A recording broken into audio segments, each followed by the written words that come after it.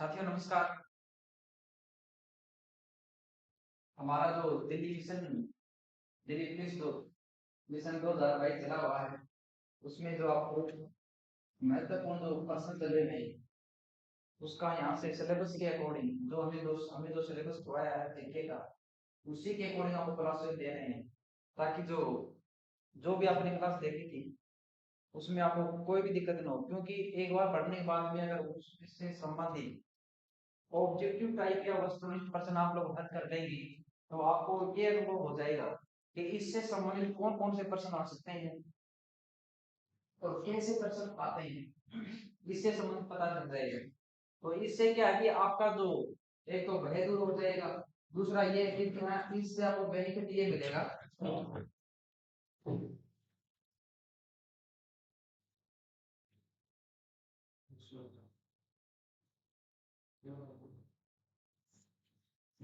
इससे बेनिफिट ये मिलेगा कि जो आपके जो एग्जाम आ रही है इसके अंदर जो भी प्रश्न होंगे वो लगभग इससे संबंधित आपको प्रश्न देखने को मिल जाएंगे।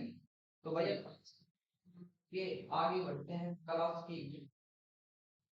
देखिएगा पहला प्रश्न ये कि पंचायत के विघटन के उपरांत निम्नलिखित में से कौन सी समय अवधि के लिए नए चुनाव करवाने सही है। मान लो कि कोई पंचायत विघटित हो चुकी है, उसके लिए जो चुनाव करवाने हैं अब वो कौन से समय के अंदर करवाने पड़ते हैं। देखिएगा सबसे पहला है 1 माह के अंदर करवाने होते हैं, दूसरा 2 माह के अंदर, तीसरा 6 माह के अंदर और चौथा है 6 माह के बाद किंतु 1 वर्ष के अंदर। अब इसमें आप लोग एक चीज याद रखना, चाहे तो हमारे यहाँ से देश का जो राष्ट्रपति होता है, चाहे आपका लोकसभा क्षेत्र मान लो, कौन सा भी क्षेत्र मान लो, उसके अंदर आप लोग एक ही चीज पढ़ते हो और वह कौन सी आपकी 6 माह के अंदर चुनाव संपन्न होने अनिवार्य होते हैं। और दूसरी बात ये कि पंचायती राज का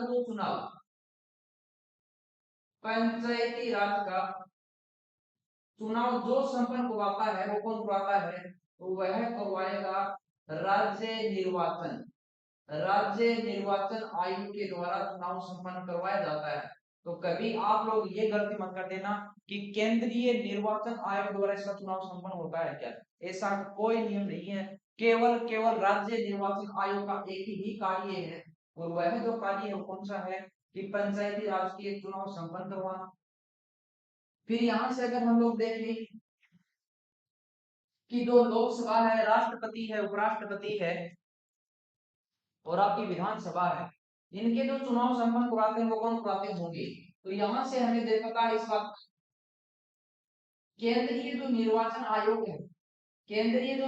आयोग है, उसके द्वारा इसका चुनाव संपन्न करवाया जाता है। और केंद्रीय निर्वाचन आयोग की जब स्थापना होती है 25 जनवरी 1950 को, और भारत में एक यहाँ से ये याद रखना कि प्रति वर्ष 25 जनवरी को कौन सा दिवस मनाया जाता है, वह दिवस होता है मतदाता दिवस। 25 जनवरी को प्रति वर्ष 2011 से मतदाता दिवस मनाना प्रारंभ हुआ। तो ये था आपका पहला प्रश्न। 2 नंबर प्रश्न देखिएगा, और 2 नंबर प्रश्न और प्रश्न कि पंचायती राज संस्थाओं के निर्वाचन के लिए उत्तरदायी कौन है। अभी हमने देखा था वही क्वेश्चन आपको आगे देखने को मिल गया कि पंचायती राज का जो चुनाव संपन्न करवाएगा वो कौन करवाएगा भाई। तो यहाँ से आपका सीधा सेंटर क्या हो जाएगा कि राज्य जो निर्वाचन आयोग है उसके द्वारा ये कार्य। इसमें से अगर ये देखें राज्य निर्वाचन आयोग से बने होते हैं 1994 से बने होते हैं। फिर अगला जो नेक्स्ट चीज आती है आपकी, प्रश्न ये है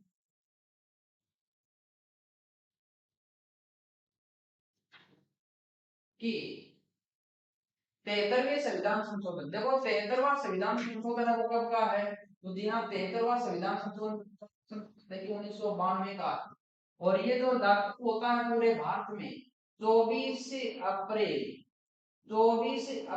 1993 को संपूर्ण भारत में लागू हो जाता है।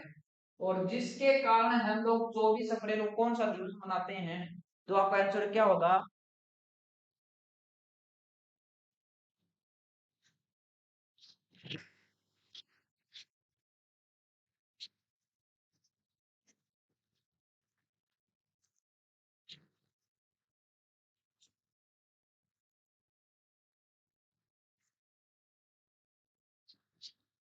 हाँ भाई, अब आ जाएगी आवाज सही।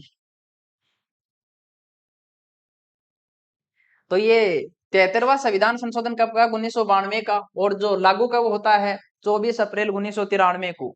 और जब लागू हुआ तो जिसके कारण हम लोग 24 अप्रैल को कौन सा दिवस मनाते हैं? जी हाँ, पंचायती राज दिवस मनाया जाता है। अब यहां से आपको अलग से एक चीज बताते हैं।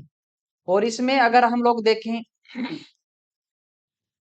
कि 1959 में, और जी हाँ आपको पता है अक्टूबर का महीना होता है और तारीख होती है आपकी 2 अक्टूबर 1959 को।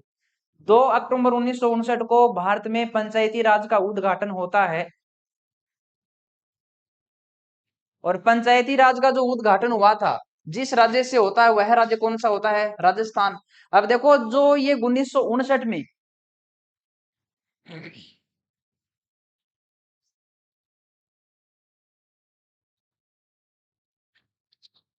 अब आ रही होगी भाई आवाज? माइक सही कर लिया अब? हाँ भाई, ये पहले थोड़ा जेब में डाल दिया तो उसके बाद में अब नहीं, अब आ जाएगी सही आवाज। देखो 1959 में कहां से हुआ था? राजस्थान से लागू होता है। और राजस्थान का अगर ये देखें जिला कौन सा है तो कौन सा होगा? नागौर। देखो जो 1959 में जो प्रावधान लागू हुए थे ना, उसी में संशोधन किया गया है। और संशोधन करते हैं तो कौन से संविधान संशोधन के तहत? 73वां संविधान संशोधन कब का? 1992। इसके तहत हमारे संविधान में एक अनुसूची जोड़ी जाती है, कौन सी? 11वीं अनुसूची। और जिसमें जो विषयों की संख्या कितनी होती है? कितने विषय होते हैं आपके? 29, 29 विषय। अब देखो इसमें क्या रखा है, प्रश्न में क्या है? 73वें संविधान संशोधन के अनुसार पंचायती राज संस्था का कार्यकाल कितने वर्ष का होगा? 2 वर्ष का होगा, 3 का होगा, 4 का होगा, या 5 वर्ष का होगा? डी नंबर 5 वर्ष है भाई, डी नंबर। अब आपको इस बात का पता है, चाहे प्रधानमंत्री हो, चाहे राष्ट्रपति हो, चाहे मुख्यमंत्री हो, इन सभी का कार्यकाल कितना बना हुआ है? तो 5 वर्ष। तो आपका आंसर क्या होगा? 5 वर्ष। दूसरी चीज ये याद रखना, अगर आप लोग पंचायती राज का सदस्य बन रहे हो तो आपकी न्यूनतम आयु होनी कितनी अनिवार्य है? 21 वर्ष आपकी न्यूनतम उम्र होनी अनिवार्य होगी। अगला प्रश्न ये है,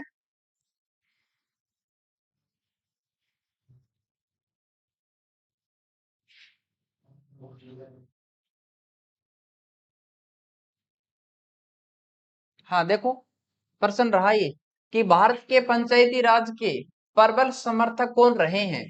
प्रबल समर्थक कौन रहे हैं?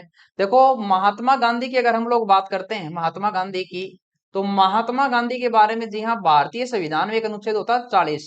अनुच्छेद 40 में इस बात का उल्लेख किया गया कि महात्मा गांधी ने यह कहा कि जी हाँ अगर निम्न क्षेत्र का या ग्रामीण क्षेत्रों का विकास करना है तो जी हाँ ग्राम पंचायतों का क्या करना होगा? गठन करना होगा। तो ग्राम पंचायतों का गठन मतलब सबसे पहले पंचायती राज की बात इसी व्यक्ति ने रख दी थी। तो जिसके कारण अगर देखें तो जी हाँ आपका आंसर कौन सा हो जाएगा? महात्मा गांधी। अगला देखना, और प्रश्न ये है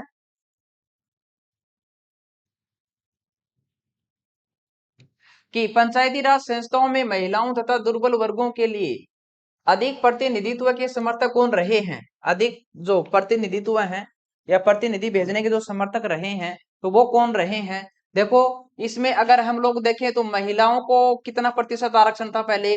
33%। लेकिन जी हाँ वर्तमान में कितना हो चुका है? 50% पंचायती राज के अंदर यहाँ पर जो आपका आरक्षण मिला हुआ है। तो इसमें के अंदर हम लोग देखें तो ये जो कार्य सबसे पहले किया था, किसने किया था? राजीव गांधी ने। राजीव गांधी ने ये बात कह दी थी कि जी हाँ अगर निम्न क्षेत्रों का विकास करवाना है, निम्न क्षेत्रों का विकास करवाना है तो जी हाँ क्या करना पड़ेगा आपको?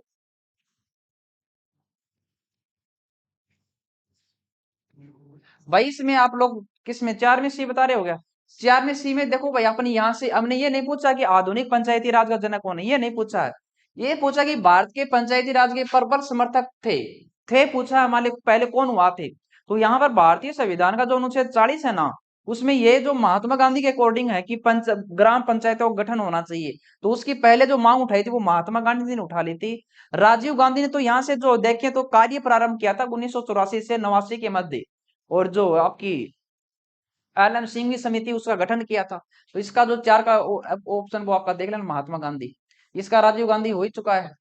अगला प्रश्न है ये कि भारत में महिलाओं के लिए स्थान आरक्षित हैं। मतलब अभी हमने बताया था कि वर्तमान में कितना प्रतिशत आरक्षण हो चुका है, जी हाँ 50%। तो वो किस में दे रखा है, जी हाँ पंचायती राज संस्थाओं के अंदर। यहाँ पर जो आरक्षण है वो महिलाओं के लिए आरक्षित कर रखा है केवल, और वो किस में कर दिया गया है, पंचायती राज संस्थाओं के अंदर। अगला नेक्स्ट प्रश्न देखिएगा, ये आप ही बता दो, अभी बताया जा चुका आपको।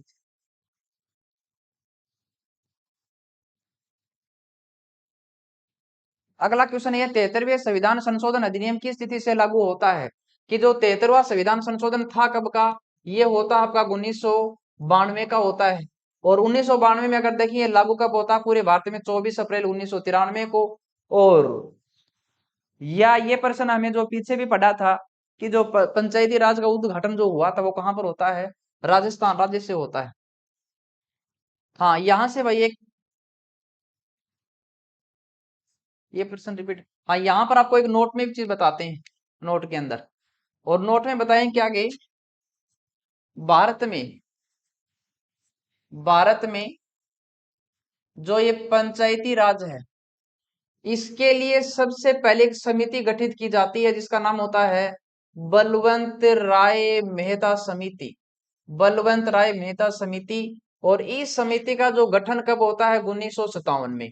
और इसी समिति की सिफारिश पर संपूर्ण भारत में 2 अक्टूबर 1959 को राजस्थान राज्य से किसका प्रारंभ कर दिया गया था, जी हाँ पंचायती राज का उद्घाटन हो जाता है, ठीक है ना। तो ये याद रखना यहां से। फिर देखें 73वें संविधान संशोधन के तहत केवल इसमें क्या होता है, संशोधन करवाया जाता है। फिर प्रश्न आए कि पंचायती राज का जनककर्ता किसे कहते हैं, तो किसे कहेंगे, बलवंत राय को। फिर प्रश्न आए आधुनिक पंचायती राज का जनक किसे कहते हैं, तो आधुनिक पंचायती राज का जो जनक कहेंगे तो भाई उसका नाम क्या होगा, राजीव गांधी, ठीक है ना, राजीव गांधी। अगला 9 नंबर देखिएगा, पंचायत चुनाव। हाँ भाई ये क्वेश्चन आप बताओ, ये क्वेश्चन आप बताइएगा।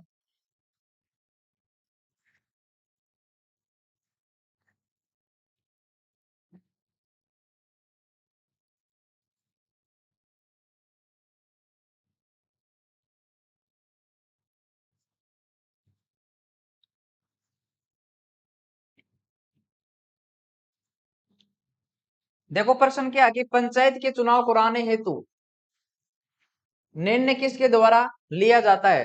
देखो पंचायती राज का आपको इस बात का पता है, अलग अलग राज्यों में पंचायती राज के अलग अलग चुनाव होते हैं, न कि पूरे भारत में एक साथ होते हैं। तो उसका जो फैसला लेने का अधिकार है वो किसका होता है, राज्य सरकार का होता है। और राज्य सरकार में ही देखिए तो राज्य निर्वाचन आयोग बना होता है, उसके अकॉर्डिंग क्या होगा, जी हाँ यहाँ से ये कार्य संपन्न होता है। फिर अगली चीज देखें तो आपका होगा कि भारत में पंचायती राज का प्रारंभ कब किया गया, बताओ भाई प्रश्न।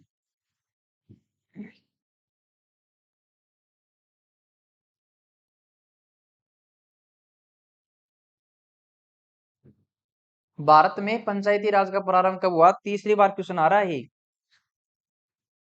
अलग अलग लैंग्वेज के आधार पे।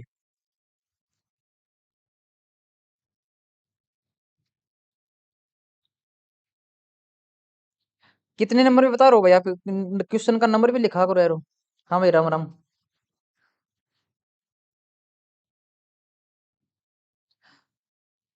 इसमें 10 नंबर में बताना आपको, 10 नंबर में कौन सा ऑप्शन करना है।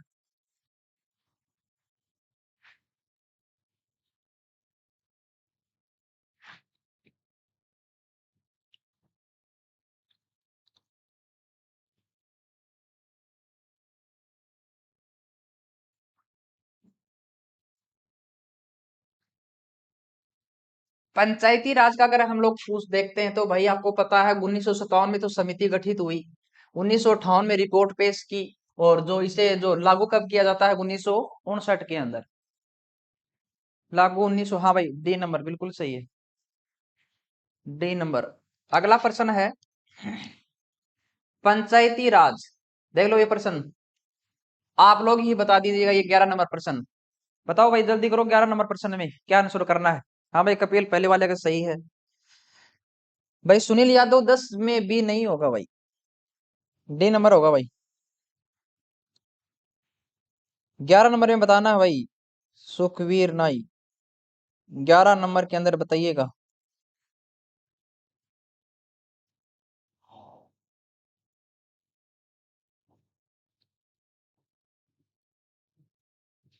11 नंबर ऑप्शन प्रश्न है, उसके अंदर आपको ऑप्शन दिखाई दे पंचायती राज प्रथम परिवर्तित किया गया था। इसका अर्थ यह है कि सबसे पहले पंचायती राज कहाँ पर लागू हुआ था, सबसे पहले।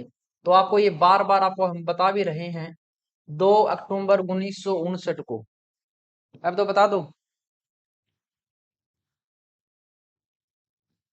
हाँ 11 नंबर में भाई डी नंबर बिल्कुल राइट। और इसमें से देखो, अगर ये प्रश्न आ जाए, उसमें राजस्थान अगर आपको ऑप्शन में नहीं मिल रहा है, राजस्थान मान लो ऑप्शन में नहीं दिया अगले ने, और ये कई बार हो भी चुका है, राजस्थान ऑप्शन में नहीं देगा तो उस समय आपको पता है कौन सा देने वाला है, आंध्र प्रदेश देने वाला है। और आंध्र प्रदेश में इसका जो उद्घाटन होता है 11 अक्टूबर 1959 को। ये दूसरा राज्य बना था आंध्र प्रदेश, जहां पर पंचायती राज का क्या हुआ था, उद्घाटन हुआ था।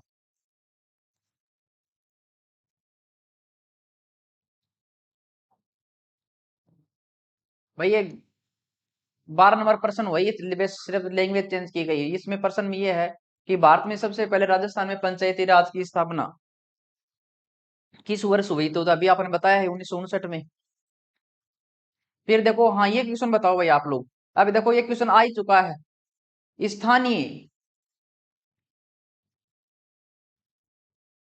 स्थानीय ग्रामीण शासन के रूप में पंचायती राज प्रणाली सर्वप्रथम क्रम के अनुसार बताना आपको इसके अंदर,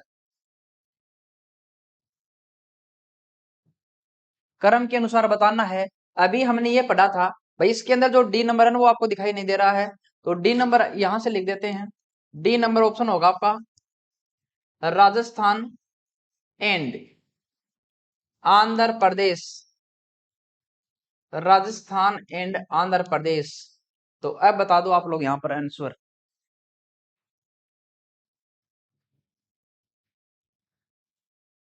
हाँ भाई बताओ, क्या आंसर करना है इसका।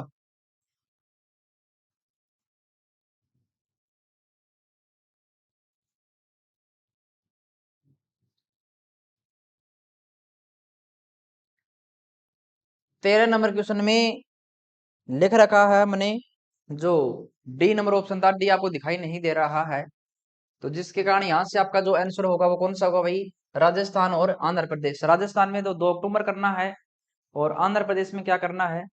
हाँ भाई बिल्कुल राइट। और आंध्र प्रदेश में अभी बताया था 11 अक्टूबर 1959 को। अगला देखिएगा,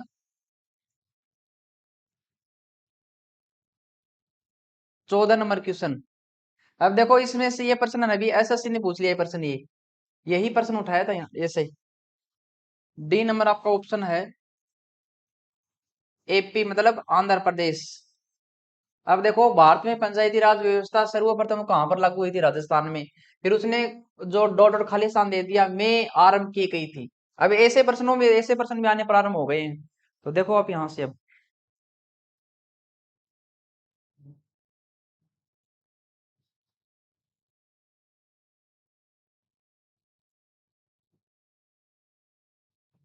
14 नंबर क्वेश्चन में गलत नहीं होना चाहिए भाई आपका।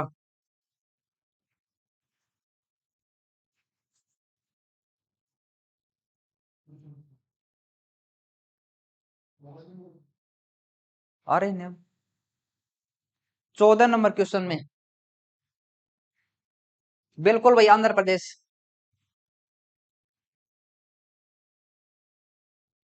आंध्र प्रदेश।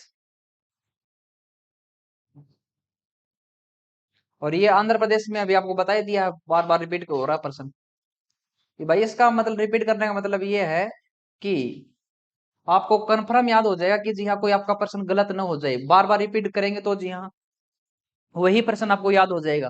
अगला प्रश्न ये रहा, और ये प्रश्न भैया आप बता दो,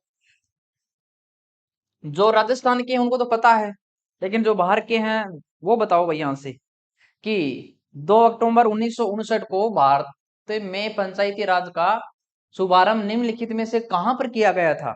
अब ये स्थान पूछा गया है इसके अंदर। स्थान नागौर दे रखा है, राजमुंद्री आंध्र प्रदेश दे रखा है, सीतामढ़ी बिहार दे रखा है। तो बताओ भाई क्या करना है।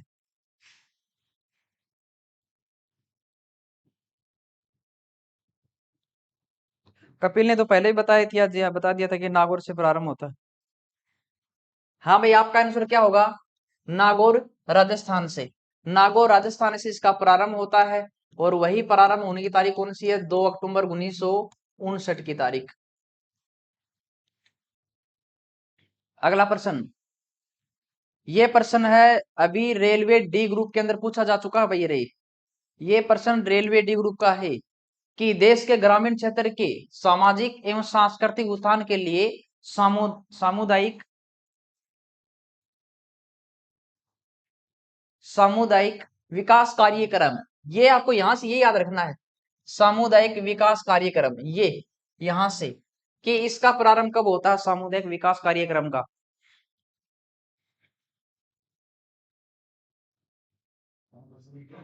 हाँ ये 15 में सही है, बिल्कुल ए ऑप्शन सही है, लेकिन ये 16 नंबर में बताइएगा आप लोग। बहुत अच्छा प्रश्न है, रेलवे डी ग्रुप में पूछा गया है अभी प्रश्न कि भारत देश के ग्रामीण क्षेत्र के सामाजिक एवं सांस्कृतिक उत्थान के लिए सामुदायिक विकास कार्यक्रम कब से प्रारंभ किया गया है। बहुत अच्छा प्रश्न रहेगा भाई, और इसका जो आंसर होगा वो कौन सा होगा, 2 अक्टूबर 1952 को। 2 अक्टूबर 1952 को इसका क्या होता है, प्रारंभ किया जाता है। अगला प्रश्न ये है, देखो पीछे हमने डेट पूछ ली पीछे, और उसी का आधार पता नहीं है कि अगला क्या, और उससे संबंधित प्रश्न पूछ सकता है। और संबंधित प्रश्न क्या आएगा, प्रश्न उठा सकता है कि सामुदायिक विकास कार्यक्रम है उसका सार, मतलब ये किस से संबंधित है, सड़कों का निर्माण है, परिवार नियोजन है, लोक भागीदारी है, सिंचाई से है।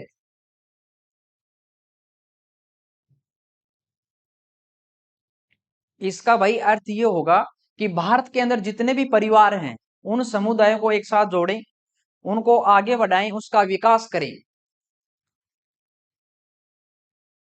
उनका विकास करें। हाँ भाई 16 में सी नंबर बिल्कुल राइट। 17 में बताओ इसका, तो मैंने तो बता भी दिया इसका कि जो परिवारों को क्या करना है, जी हाँ जोड़ना है, परिवार नियोजन से संबंधित। ठीक है ना, तो ये प्रश्न थोड़ा सा ध्यान देना इस पे, क्योंकि ऐसे ने पूछ लिया पहले वाला प्रश्न, तो उसके आधार पे ये प्रश्न उठा भी सकते हैं। अब देखो भारत सरकार द्वारा सामुदायिक विकास कार्यक्रम योजना की शुरुआत की गई 2 अक्टूबर, आगे डॉट डॉट लगा दिया। ठीक है ना, तो अगर यहाँ से इसके आधार पर देखें तो आपको सन वो कंफर्म याद हो जाएगी सन, उसमें आपको दिक्कत नहीं आने वाली कोई। तो सन आपकी वही होगी 1952 वाली। और अगला प्रश्न है,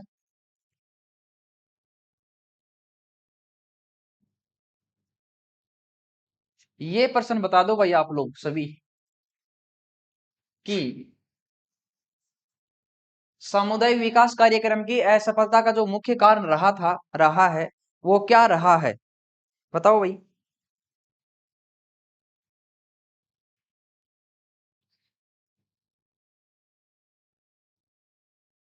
सामुदायिक विकास कार्यक्रम का जो असफल होने का मुख्य कारण माना गया वो कौन सा कारण माना जाता है, बताओ।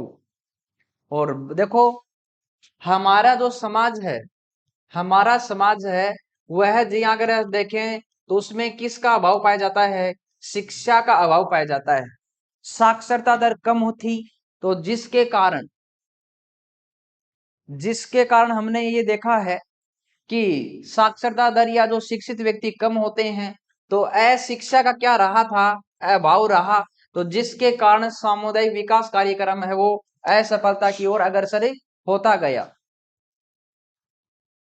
और इसका जो पंचायती राज का लास्ट प्रश्न होगा, और उसका नाम है पंचायती राज की दृष्टि से महत्वपूर्ण प्रतिवेदन। ये क्वेश्चन आपको ही बताना है भाई, ये क्वेश्चन आप ही बताइएगा। पंचायती राज की दृष्टि से महत्वपूर्ण प्रतिवेदन है।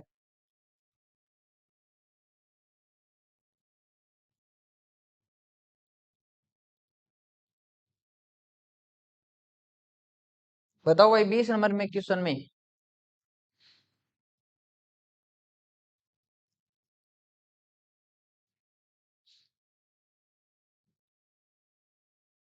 20 नंबर क्वेश्चन है, पंचायती राज की दृष्टि से महत्वपूर्ण प्रतिवेदन है। प्रतिवेदन का मतलब है कि कौन सी समिति गठित हुई थी जिसके आधार पे भारत में पंचायती राज लागू कर दिया गया था। हाँ भाई, कपिल जी बिल्कुल राइट उत्तर। और भारत में देखो ये जो बलवंत राय मेहता समिति है ना, बलवंत राय मेहता समिति, इस समिति का गठन हुआ था 1957 में। इस समिति ने रिपोर्ट पेश की सरकार को जनवरी 1958 के अंदर, और इस रिपोर्ट इसकी सिफारिशों को जो भारत में लागू किया गया 1 अप्रैल 1 अप्रैल 1959 को, ठीक है ना। और सबसे पहला वो पता ही है राजस्थान के अंदर लागू होता है। और पंचायती राज से संबंधित एक समिति और आती है जिसका नाम होता है अशोक मेहता समिति, अशोक मेहता समिति। और इस समिति का जो गठन हुआ था वो कब होता है 1977 में। देखो एक चीज और याद रखना, बलवंत राय मेहता समिति ने ये कहा कि जो भारत के अंदर है ना, वो पंचायती राज वो किस प्रकार का होना चाहिए, वो होना चाहिए त्रिस्तरीय प्रकार उसका।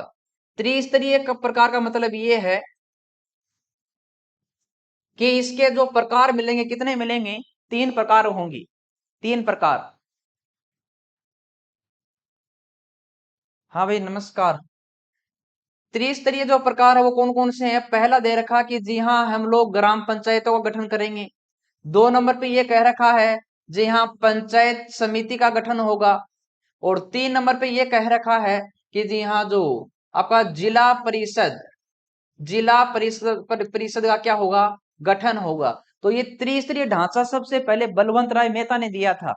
लेकिन अशोक मेहता समिति ने इसके जो प्रकार बताए, कितने प्रकार, द्विस्तरीय ढांचा। जो अशोक मेहता समिति थी उसने ये कहा इसका द्विस्तरीय ढांचा होना चाहिए, 2 प्रकार का। लेकिन अशोक मेहता समिति की सिफारिशें भारत में लागू नहीं की गई। फिर अगर हम लोग बात देखें तो इसमें एक चीज आपको और भी पता है, भारत में एक व्यक्ति था जिसका नाम था LM सिंघवी, पूरा नाम है लक्ष्मी मल सिंघवी।